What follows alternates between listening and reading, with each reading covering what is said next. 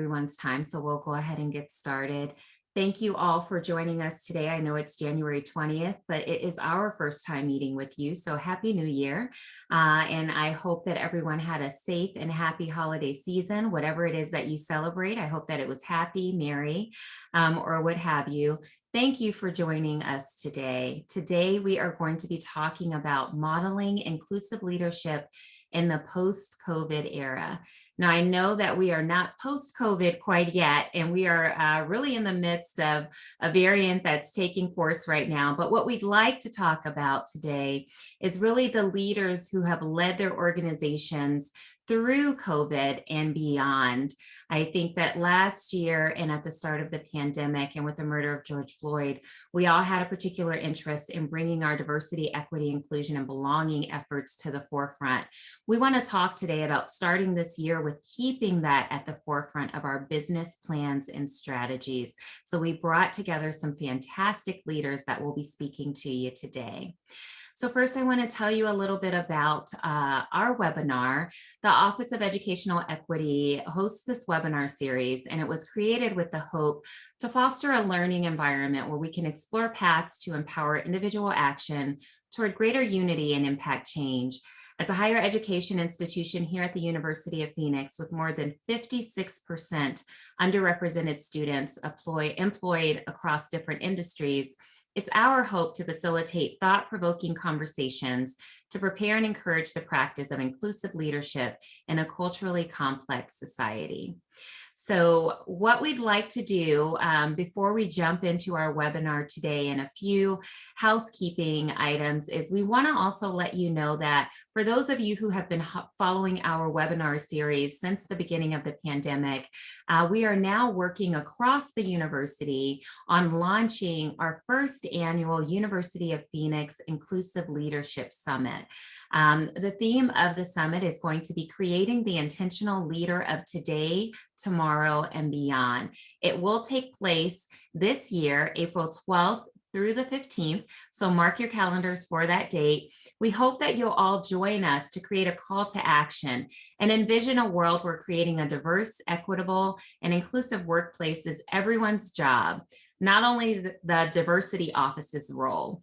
So at the summit, we hope that you'll engage with industry experts as we work together to address systemic inequities, emotional and structural barriers, and fostering psychological safety through the lens of an inclusive leader. We also want to make sure that we're covering healthcare, and of course, as an education institution, we will cover education. So more details to come on that later, but we do hope that you all will join us. We can move to the next slide. So as we're talking about the summit and the educational equity webinar series, I hope that we've demonstrated that University of Phoenix has a commitment to making higher education accessible to the working adult. And we built a framework where inclusion practices have been organically embedded and are at the forefront of those efforts. So rather than reading through that slide, I think that the introduction that I just gave you will give you some information on our commitment and that you'll continue to join us as we demonstrate this. You can move to the next slide. So one more quick promo. I hope that you all will join us on our next educational equity webinar series, our webinar session, which will take place on February 17th. We will be talking about intentions, and I think we all can relate to intentions not always having the impact that we hoped.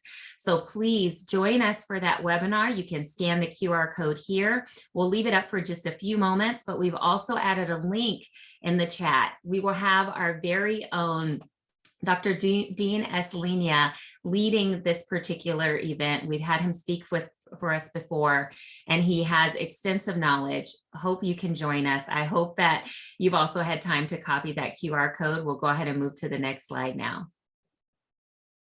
So Ray, I'll turn it over to you. Thank you. And so a little housekeeping before we get started. We want to make sure that we set the stage for today. Listed here are guidelines we believe essential to fostering respectful conversations. We value your participation in potentially uncomfortable discussions, as we believe this reinforces our willingness to learn and grow together. We encourage you to share your experiences and perspectives in the chat box, while we ask all participants to contribute to an atmosphere of mutual respect and sensitivity. So thank you. And in addition to this, we would highly encourage each of you to connect with one another, share your LinkedIn profile, share any helpful resources, articles, podcasts, YouTube videos that you find that relate to today's topic and today's conversation. We definitely are encouraging learning and connection. And throughout the discussion today, if there's any questions, please add them to the Q&A box at the bottom of your browser, and we will be including those if there's time availability throughout the discussion or at the end of the session. So today's month, January, being the first of the year, we want to make sure that we raise awareness of important equity, diversity, and inclusion dates and milestones. With January being Slavery and Human Trafficking Awareness Month, Poverty in America Month, and National Mentoring Month. And in the interest of inclusivity, we want to ensure that we are doing our best to recognize all such dates, although we acknowledge there may be some that we have missed, and invite you to share in the chat if there is an observance aligned within the month that we have not listed. Please include details along with the link or a resource where we can go and learn more about its significance. So now, I have the honor and pleasure to introduce today's speakers, and starting with our dear friend and partner, Joanna Deshay, Executive Director of Diversity Leadership Alliance, a University of Phoenix partner that we have been aligned with throughout the years, and it's been such a pleasure to work along your side. And we have Michael Collins, Vice President from Jobs for the Future here as well, Monica Villalobos, President and CEO of Arizona Hispanic Chamber of Commerce, and Steve Gross, Chief Marketing Officer here at University of Phoenix. We invite you to join today's discussion and learn what it means to lead with empathy and authenticity, and hear from our distinguished panel of industry experts. So now, without further ado, I will turn it over to Joanna Deshay. Wonderful, wonderful, wonderful. And thank you so much to the University of Phoenix and our friends there, Tondra Richardson and Saray Lopez. It has been an honor to work with you, and we so value the work that you all continue to do to keep the conversations around equity and inclusion at the forefront. As they mentioned, my name is Joanna Deshay, and I'm the Executive Director of DLA. As we go through today's conversation, I just want to remind you that this is your time. This is your opportunity to ask questions, and there is no question that's kind of, too small, too big. We want to hear from you, and we want this to be an open and honest conversation. As we look at the topic of inclusive leadership, we also invite you to be open to other perspectives of the definition from the different seats that our esteemed panelists sit in. And I'll start with this. I'll define inclusive leadership as I see it from my vantage point, and then we'll move to each of our panelists and have them also give their perspective and definition of inclusive leadership. To me, inclusive leadership is an action. It is an action that requires you to include all members of your team, not just include them, but also ensure that they are treated equitably, they are valued, they have a strong sense of belonging, and they also have accessibility. That's the one thing we always forget when we think about this definition, is allowing others to have accessibility to resources, mentoring, training, all of those things that really can develop a team.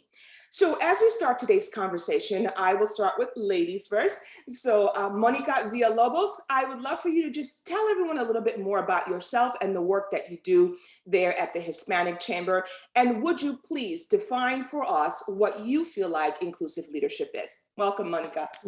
Thank you so much, Joanna. It's always a pleasure to be with you and with all of our guests talking about this very important topic. Again, I'm Monica Villalobos. I serve as President and CEO of the Arizona Hispanic Chamber of Commerce, where for over 70 years in this state, we have been creating opportunities for minority-owned businesses. We partner with more than 60 corporate investors and nearly 1,000 small business members. And we work to develop programs like supplier diversity and employee resource groups, and really demonstrate the business case for internal and external diversity. I go back to my Catholic school training, and I like to say inclusivity begets diversity, begets innovation, begets competitive advantage. And so there is a true competitive advantage that you gain from inclusivity and from diversity, because that innovation is what sets you apart. As far as inclusive leadership, that's really the tip of the spear. It is breaking through the noise created by prejudice, embracing and respecting all perspectives, floating the most successful solutions to those that we serve in the end. So again, it's a pleasure for me. I don't think that we can have enough of these discussions. Oftentimes I've heard, oh gosh, it's another diversity workshop, or it's another this. Until we don't have to have them, we need them. And so I think our job, at least my job in this role, is really planned obsolescence.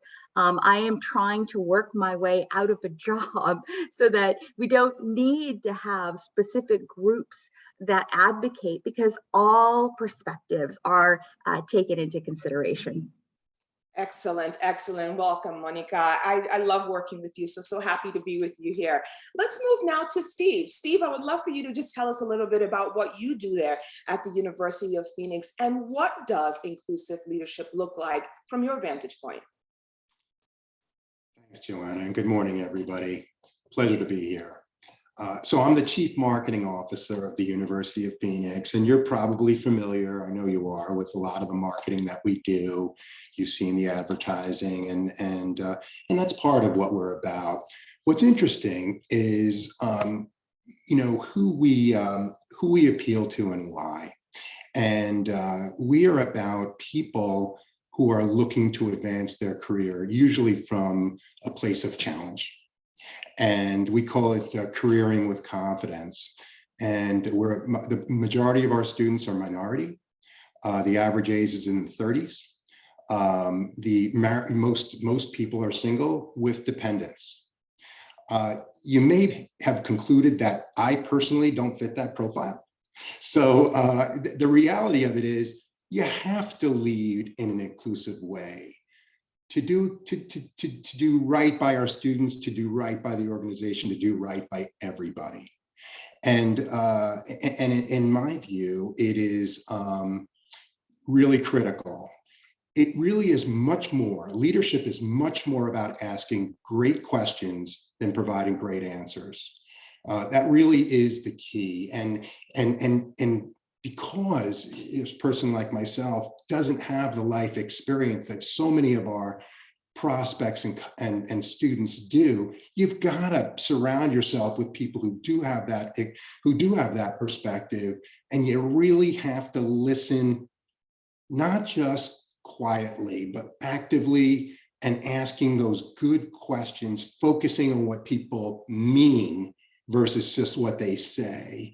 And usually, my view is all-star teams don't always work. I've learned this over the years. You've got to create teams that have the ability to function as a team, where people complement each other and complement you, where people, where you recognize honestly your own strengths and your own opportunities, and bring in people who complement that. So it's something I've learned over the years, and I think all the dialogue that we're having today just puts a greater premium on doing that well. Excellent. Thank you, Stephen. I actually agree with you in that, even though it's not your lived experience, honoring it, is really critical to this work and to leading effectively. Now we move on to Michael Collins. Good morning, Michael. And Michael, if you would just tell us a little bit about your work that you do there at Jobs for the Future, and also a little bit about how you feel inclusive leadership and modeling it can be done in today's environment. Absolutely. It's terrific to be here. And I love what some of the other panelists have shared. So I am a vice president at JFF. We're a national nonprofit, and we work to transform our nation's education and training system. And we've been at it for around 40 years. Most of that time, I led a post-secondary state policy network, and it was a network trying to increase college completion for low-income people, people who struggle in our economy. And I did that work for over 17 years and really loved it.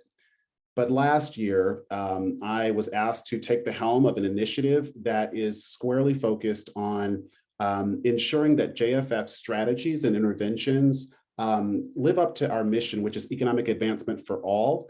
And when we looked at what was happening in the labor market after kind of the outbreak of the pandemic, we were very concerned that for all of the work that we've done over decades, Black learners and workers were really struggling in the labor market. And so this body of work is really focused on making sure that our strategies are deep enough, strong enough to ensure that economic advancement for all includes that population.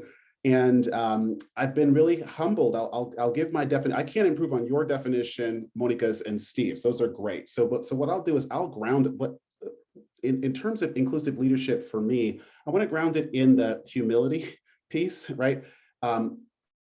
This has been such a journey for JFF. JFF, in transparency, is a white-led organization, and for us to step in this role, it really required us to humble ourselves. And when you think about kind of inclusivity, thinking about other people's perspectives, their lived experiences, per Stephen's point, was not ours. Even me, as a Black person, I weathered the pandemic very differently from other Black people and other race people. And so it was that humility for me. And so inclusive leadership, in my mind, that humility requires that you listen to, right? You listen to and respect the lived experience of the people that you're trying to serve. Excellent, excellent, and agree wholeheartedly. And I'm actually going to kind of build on Michael's introduction and what he just said, which is this notion of humility. And I'm going to pair that with the notion of empathy. So for each of you, if you could just tell us a little bit, and Steve, I want to start with you. We talk about, you know, in terms of inclusive leadership, being all around innovation and breaking through a lot of the noise, as Monica said. And now, as Michael has just added, the idea of humility. So how do leaders do that? How do leaders lead with empathy and humility? And how can they better support their employees from that vantage point? So Steve, if you could just tee us up on that question. Sure. You know, one thing I've been around, you know, I've had a fairly lengthy career in all transparency, and I've seen a lot of leaders. I've, you know, observed a lot, I've worked for a lot, I've worked with a lot, and it just has become apparent to me that empathy and authenticity are more significant indicators of leadership success than factors like charisma that often get credit for that. You know, and I'm not saying that charismatic leaders aren't part of the deal, they are, but my experience is that empathy and authenticity are what people follow a lot. And I think that there's a degree of authenticity associated with that people relate to. And I believe, look, people follow people, and they need to believe in the people they follow. Usually it's not the words that you say, but how you make them feel. And that can only really happen. By the way, it takes about 1/2 of a millisecond for people to pick up authenticity and empathy. Like, you know it when you see it. And you know, that just requires building new muscle memory for a lot of people. It certainly did for me. But I do feel, last thing I'll say is, you know, it's got to fit who you are. And I totally agree about the humility point that Michael made, you know, that I like to think that fits me, or at least I, you know, aspired for that to be the case. You know, it's, you have to do you. That's what my son would say, do you. And he's right. You know, it's really, really good advice. Excellent, excellent. Monica, what can you add to that? I would love to hear your perspective on this idea of humility and empathy. How do we do it? You know, and how can we support our employees from this vantage point? Yeah, I mean, you know, just to add to what Stephen was sharing, it's really synonymous with servant leadership, right? We've heard a lot around servant leadership and kind of what that means. And one of the ways that I like to manifest that on my team is I tell them all the time, you are my internal customers, right? I'm not your boss. I am here to serve you because you're here to serve our end client, customer, etc. And that requires not only a high degree of empathy and humility, but vulnerability, right? Being able to say, you know, let's find better answers than one person can provide. And so, you know, I often, when I think about empathy and humility, and I've seen so many different organizational cultures, the one that comes to mind, for example, is Cancer Treatment Centers of America. And I can remember going in for the first time for a meeting, and I asked the front desk, I'd like to speak to, you know, I have a meeting with so-and-so. And they said, oh, is that a stakeholder? And my response was, I don't know if they own the place, but I mean, they work here and I'm here to meet them, right? And so that changed so much for me. They're stakeholders, right? We're all stakeholders in the same mission. And so aside from definitely the authenticity and the transparency that's critical, I think it's that vulnerability to say that I'm here to serve others, and understand that, you know, those teams and those colleagues, I don't like to use the word boss ever in a setting. That is an old, antiquated term. And we are all here to learn from each other. And I think those are some of the things that come with empathy and humility.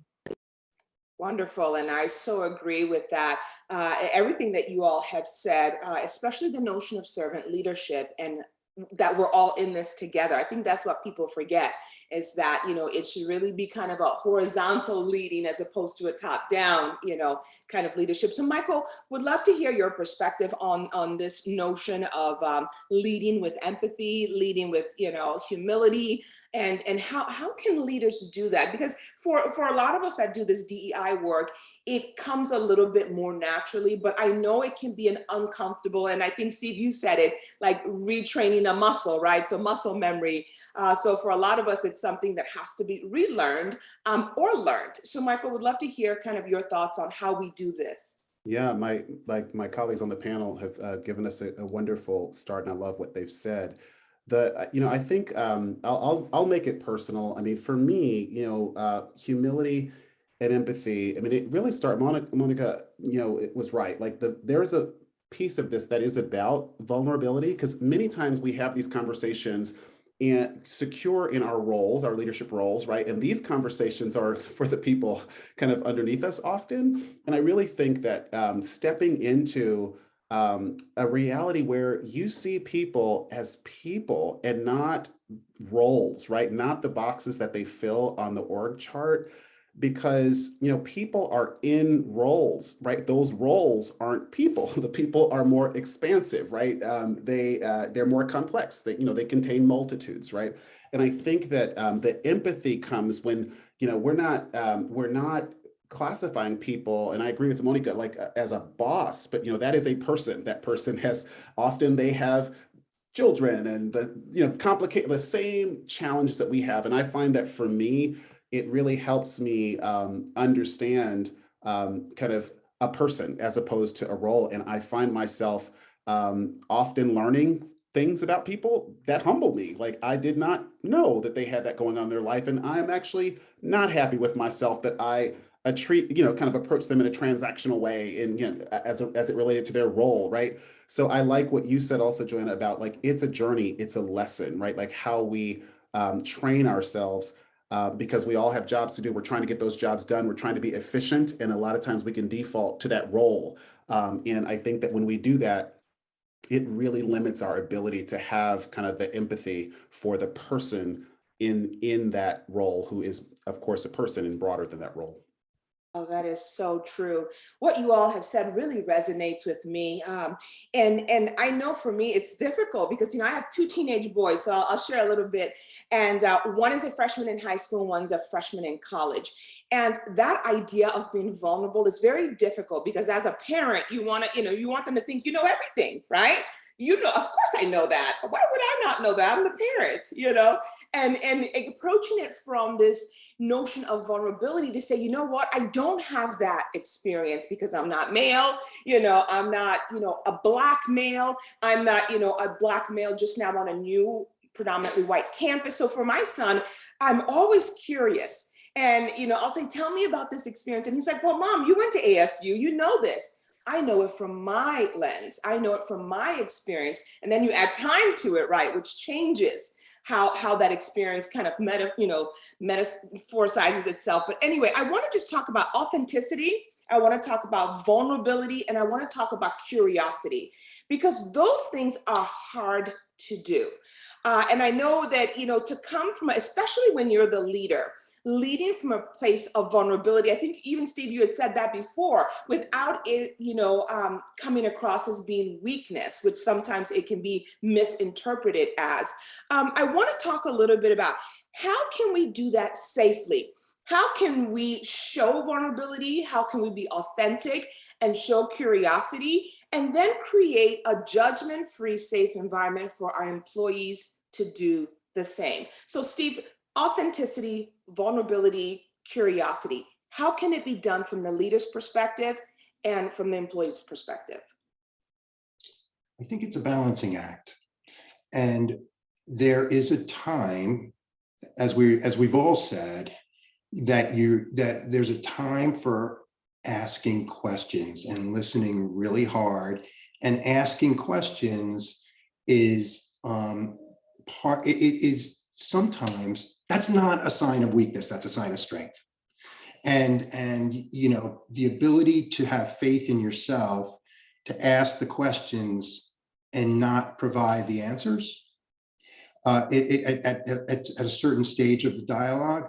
I've been married a long time, and it took me many years for me to learn the lesson from my wife that it's like, you don't need to answer the question. You don't need to problem solve.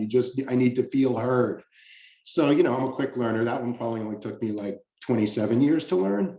But there's real truth to that. And people need to feel heard.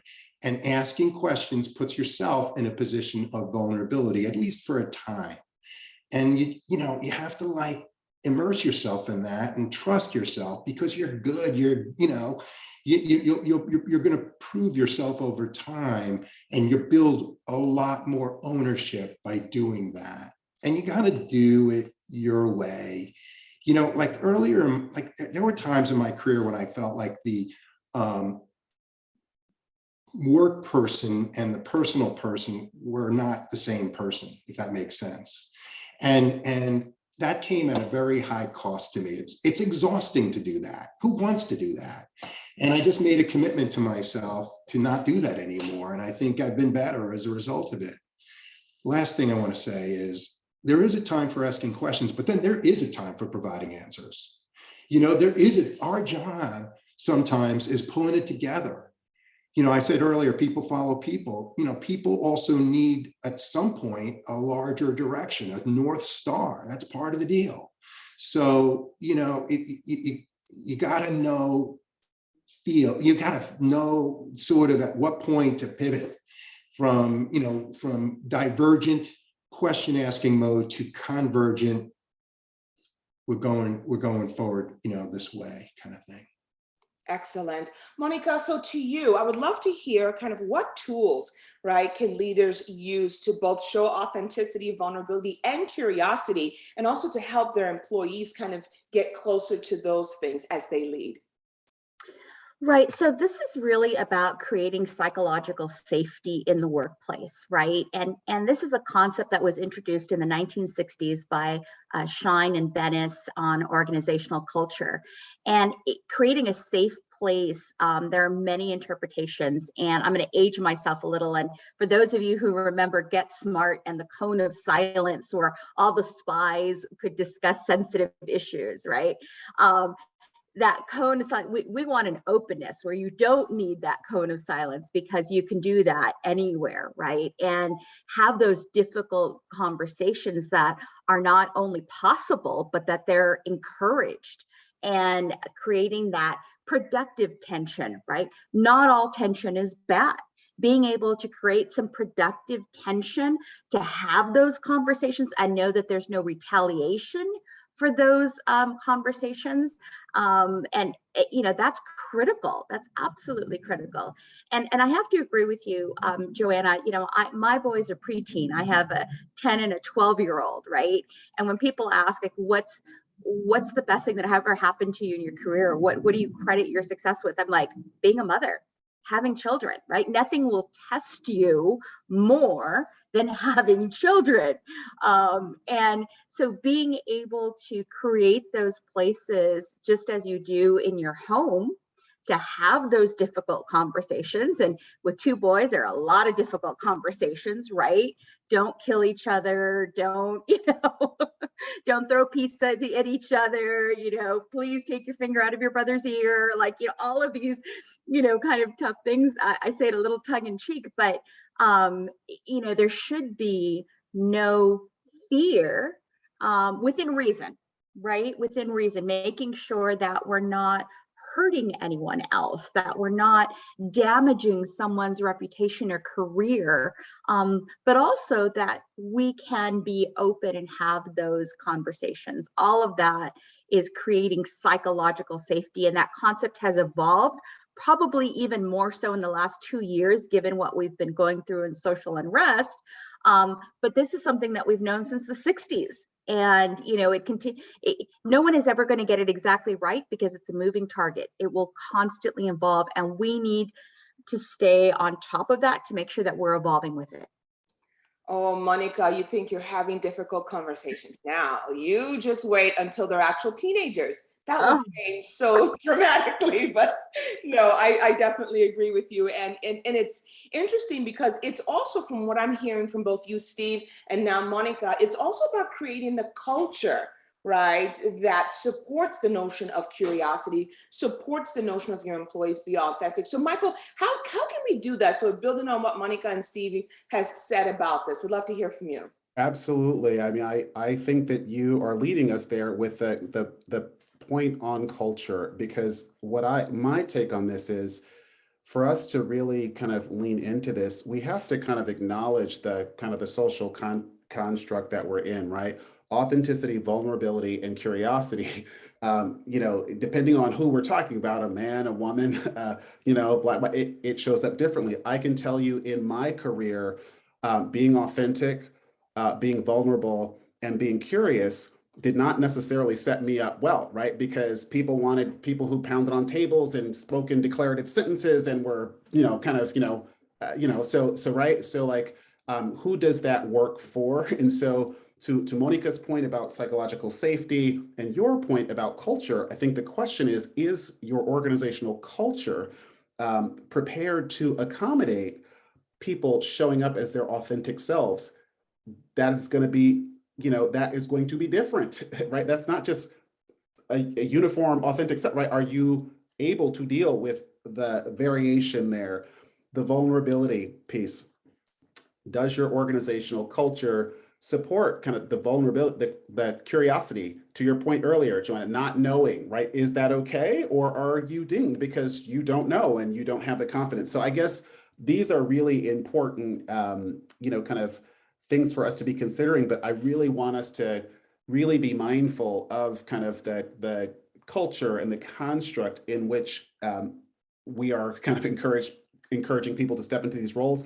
And Monica, that it is only of recent, and you talk about kind of authentic, kind of showing up as your authentic self, that Black women could even wear natural hair to work. My wife wears natural hair. My hair, is shaved. I remember before Michael Jordan, we got suspended from school if our scalp was showing. It was not appropriate, right? So like, I just want to remind us, we want to encourage people to be authentic, but we also want to acknowledge that we are all on journeys to have the culture, the supportive culture for us to show up as our authentic selves. Joanna, can I build on what Michael just said? Because Please. Yes. It's such an important point, and it's about, I think, what I was thinking when you were saying that, Michael, is about fit, cultural fit, and it applies to you and it applies to your team.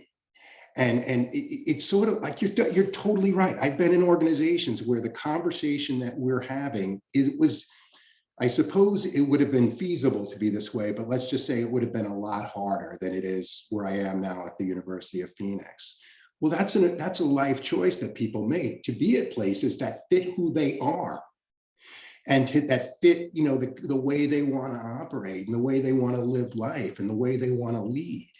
And I would also say, that when you're hiring people or building a team, most of the time, I've observed that people focus on competence, but I think really the key success factor is fit.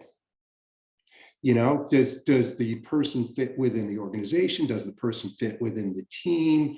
And it's really a different paradigm to view those kind of decisions through, and it's been very helpful, when thinking about it that way.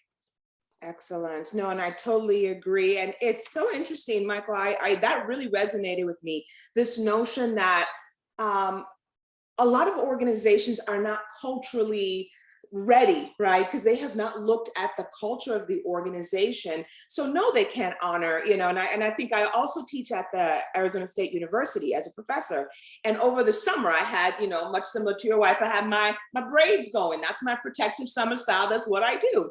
And I remember one of my colleagues, another professor, saying to me, "Are you going to take those out before classes start?" And I thought, no, I hadn't planned on it. Maybe if it starts getting, a little out of style for me and I want to change my hair. But I found the question very curious. And it just reminded me that we were not in an organization that supported the notion of culture. And that was my lived reality. I always braid my hair in the summer. That's just what I try to do. But for her, she did not understand why I seemed taken aback by the question. Because the organization had not said, let's talk about hair, let's talk about how people present and show up and their authenticity. And that doesn't change. I'm still a college professor, still have those degrees, still the person in the front of the classroom leading the discussion. But for me, it just resonated. And so for me, I thought, okay, instead of looking at this individual, I pivoted in that space, and I'm going to look at now the organization, like the department that we're within this bigger, university construct, to say, how can our department, right, get closer to being more accepting and authentic and valuing, diversity. So that really resonated with me. Now, I would love to just talk a little bit about two things. first of all, living in this culture of kind of immediate answers, right? And how the notion, Steve, I would love for you to kind of tee this up, how the notion of not having an answer can be, perceived as a form of weakness. And then I want to talk about when you're being curious, when you're being vulnerable, how do you do that and also allow your team leaders, because typically it's the supervisors and those leading the teams, how do you move them to a place where they can kind of, take it from a seeking understanding perspective and not having to have all of the answers right there all of the time? Yeah. It takes a degree of courage to be able to say to, powerful people that you don't have the answer, but have, at this time, and that you need to go through a process to get at that. Like all the stuff we've been talking about comes into play: vulnerability and, courage and humility and this approach of asking questions, is it's a lot about setting proper expectations. And that comes with experience a little bit, setting proper expectations for your stakeholders, setting proper expectations for your team. And sometimes mileage varies depending on the situation, depending on the context. Some things you need to kind of, some things you need to come to closure on faster, and some things need to breathe a little bit more. It depends. It's funny, as I've progressed in my career, the time horizon of decisions that I'm involved in elongates. Does that make sense? So in other words, the more responsibility you have, the larger panorama you're responsible for, the larger growth view that you're responsible for, and actually the fewer literal decisions you actually make. So as you progress, I find, if I'm doing my job well and consistent with the way this conversation is going, you're providing guidance, you're asking questions, you're allowing people to make decisions, really good decisions, more and more.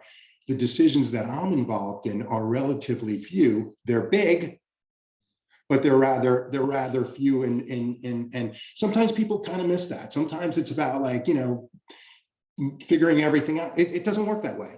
It's like, if you want to really leave footprints in the sand, you got to build an organization that's capable of thriving even without you, and capable of making decisions on their own. And that's really a sustainable contribution that you can make to an organization and to people.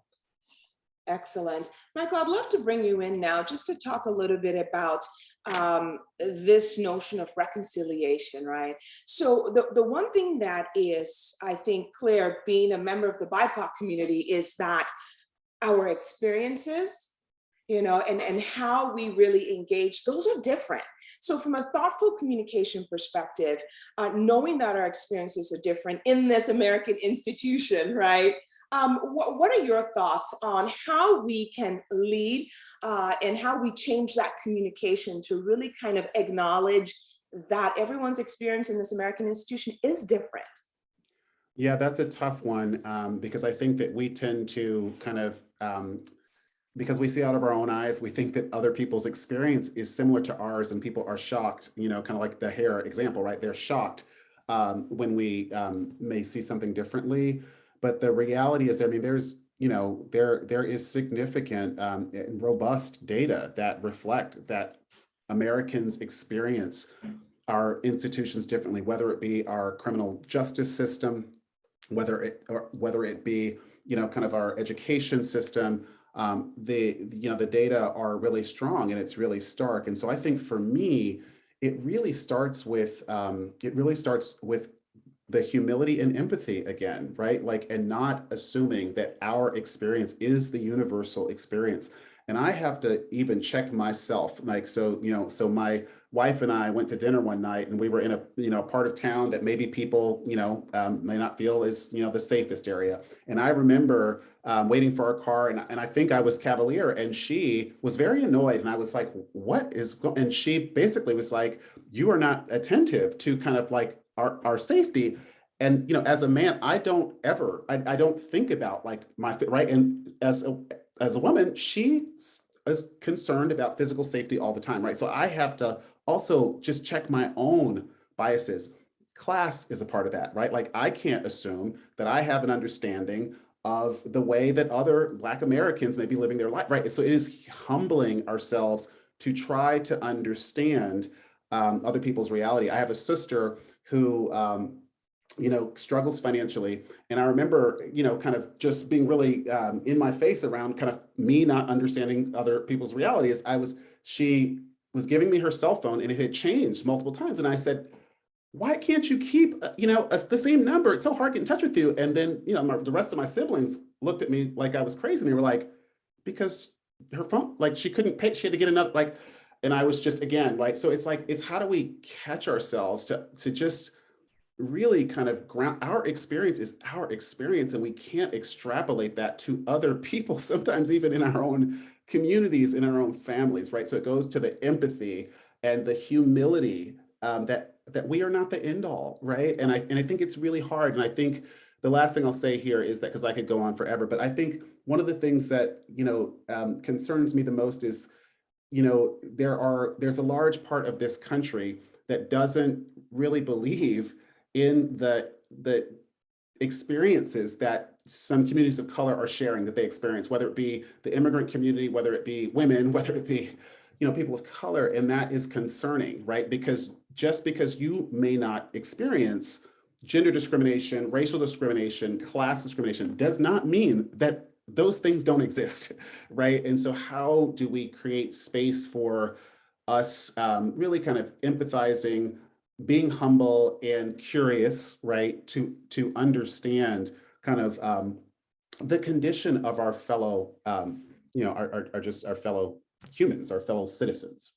Oh, so true, Michael. So I don't have an answer. Going back to No, like, I think that's great. No, and it's really about the digging deeper, right? Doing a deep dive into your own kind of perspective. I love that. And what you're talking about, we've been talking about that in DLA for a while, which is this notion of race lighting, right? Someone challenging your lived experience. I could tell someone, I just got stopped by, the cops on my way to, and they asked me if there were drugs in the car. And they're like, well, were you speeding? Well, was your license, and I'm thinking, wait, how did this just become about me? I'm just sharing my lived experience with you. So Monica, I would love to bring you in on that. As leaders, and that's a difficult thing. What Michael's talking about is a difficult thing to do, even for us, individuals that do this work. So as a leader, how do you honor your teams, your employees, and people that you work with, your stakeholders, right? And their lived experiences? How do you honor that? And how do you make sure that your other, leaders are honoring that within your organization? I would love to hear your perspective on that. Yeah, I mean, these are great answers, and I never tire of these conversations because I learn something every single time. And one of the things I think we need to be extremely mindful of and deliberate in is enabling others to find solutions, right? I know what my answer will be when asked a question, but I've also learned that I should at least ask myself 3 questions before I give an answer, right?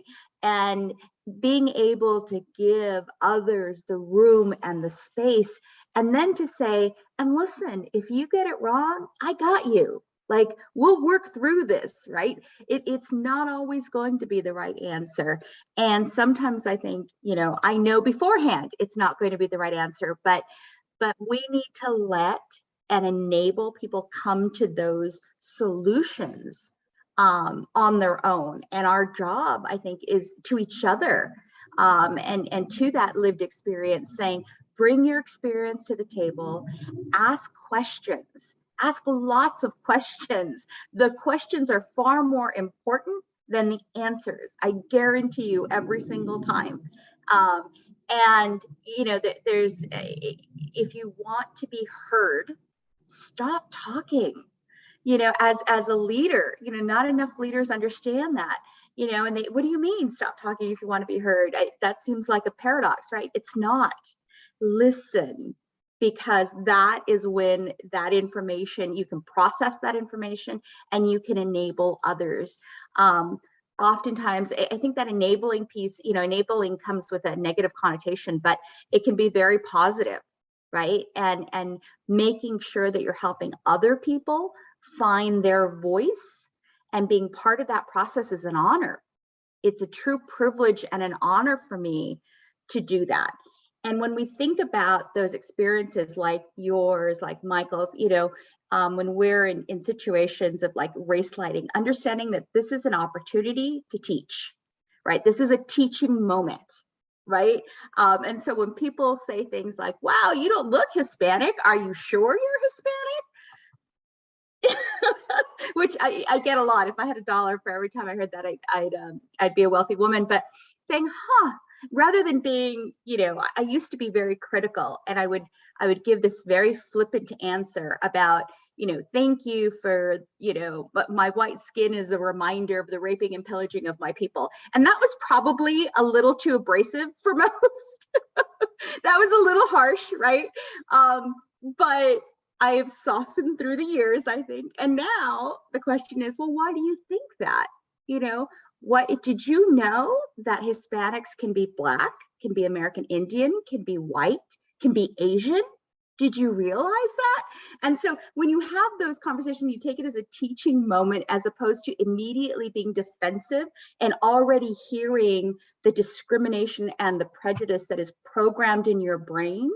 It helps others, right? We make each other better. And at the end of the day, that's the goal. Let's leave this place better than we found it, right? Whether it's the planet, the organization, your home, whatever that is, let's be better than what we have been in the past. Let's continue evolving in that lifelong learning. So before I get on my soapbox, I'll let it go. I always tell people, I'm like, you can take the girl out of East LA, but you can't take the East LA out of the girl. So. And you know what, Monica, we don't want to. That the East LA in the girl is what makes you so wonderfully authentic. So no, don't. I always say, don't let that African come out of me. And that's because when people think I'm being like, oh, because you're African American, I go, no, I'm literally African. I was actually born and raised in West Africa. Like that's a literal thing. So I don't ever stop that. But I'm so glad you softened it a little bit though. So that's good. I would love to get closing thoughts from our panelists. So Steve, we'll start with you. As we've been talking about kind of the authenticity and vulnerability and curiosity and empathy that we want leaders to really demonstrate within their organizations, what are our next steps in terms of the evolution of diversity, equity, and inclusion, and bringing in, the brave conversation around belonging? What do you feel like next steps for leaders could be around this work? Yeah. Well, first of all, I think it starts with knowing who you are and what your experience has been. I'm a white man. I come at things from that perspective in life. It's a position of privilege, and it's an unearned position of privilege. But that's my experience. That's what it is. That is my direct experience. So the last couple of years have been really challenging, but they've also been special in terms of confidence and understanding more than ever, higher awareness more than ever. And this is true for me, which is, by the way, I'm still, I have clear knowledge that I'm still on the journey, but I also see people growing. And Monica, I just want to reinforce a point that you just made. And that is, we need to own the impact of our words and actions, no matter the intent. You got to own it. And it's difficult. It's like things that are said people feel, I felt in the past, hey, I was in it. Didn't mean that. It's like, no, it's not what you mean or what you don't mean. It's the impact on the other person. I've learned that through our Inclusive Cafe series that we've done here at the University of Phoenix. And that's just important. That's like an important insight for me, and hopefully for others. And with that collective growth, I believe we will lurch forward. Lurch meaning not smooth, not pretty, but forward nonetheless. And just to say this, Joanna, I do feel like I'm fortunate enough to be working in a great organization that respects these things and that is helping us all grow. This webinar series is one example. We're partnering with this guy named Michael Collins at Jobs for the Future. I don't know if you know him. He's a great guy. You should get to know him. But frankly, Michael, after this discussion, I'm even more excited, truly, about our partnership, which is focused on the deficit for African Americans, professional social capital networks, and then over time, creating a framework to help them build such networks. That's good work, and I'm proud to be part of it. And we boycotted Facebook last year when they needed to hear the message about hate speech, and we reevaluated our curriculum for bias. The Inclusive Leadership Summit that Tandra was mentioning at the beginning of this whole discussion. We've invested 100 grand in our local police department to foster education and change and systemic racism. Listen, this is just some of the things we're doing. And I think we are humble enough to know, I'm humble enough to know that it's a start. It's but it is, I think, a genuine, heartfelt commitment to try to, advance ourselves on the journey.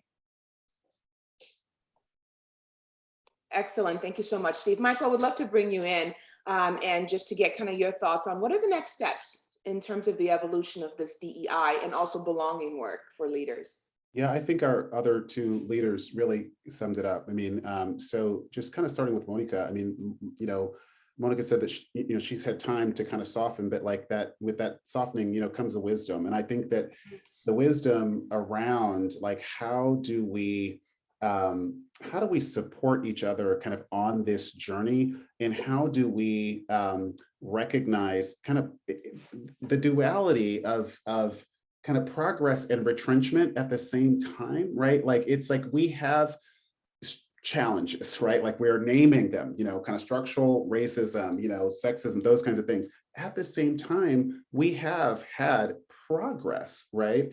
And so it is like really trying to work with each other to support each other on a journey that will be long, right? It will be arduous.